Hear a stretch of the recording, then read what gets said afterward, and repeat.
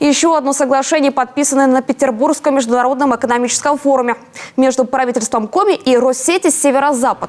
Подписи под документом поставили глава республики Владимир Уйба и генеральный директор предприятия Артем Пидник. Соглашение предусматривает сотрудничество по развитию электроснабжения и повышению энергоэффективности.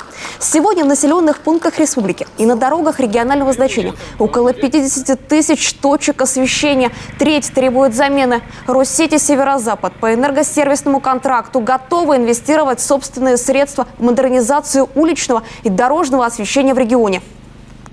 Для северного региона очень важно, чтобы освещение наших городов, наших населенных пунктов было бесперебойным, было устойчивым. И самое главное, чтобы мы понимали, что это постоянно улучшающаяся система с тем, чтобы мы видели развитие, чтобы люди наши понимали, что мы развиваемся, и при улучшении мы еще и были энергоэффективны, и расходы не наращивали, а сокращали по освещению. В этом эффективность и есть.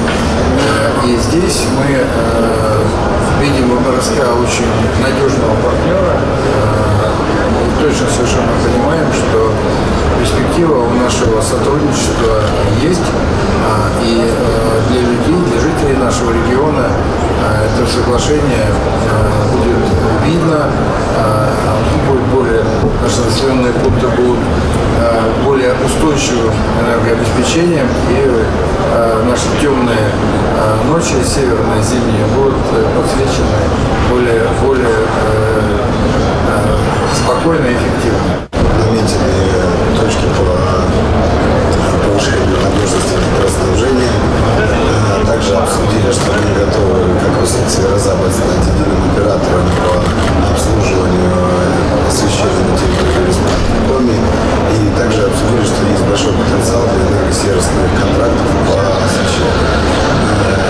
Чем они хороши? Тем, что они нанесут дополнительную нагрузку на бюджет региона. Регион компенсирует затраты сетевой компании в течение 7 лет за счет средств, сэкономленных на энергопотреблении благодаря установке энергосберегающего оборудования. Например, замена уличного светильника старого образца на светодиодный снижает расходы на электроэнергию почти в 2 раза.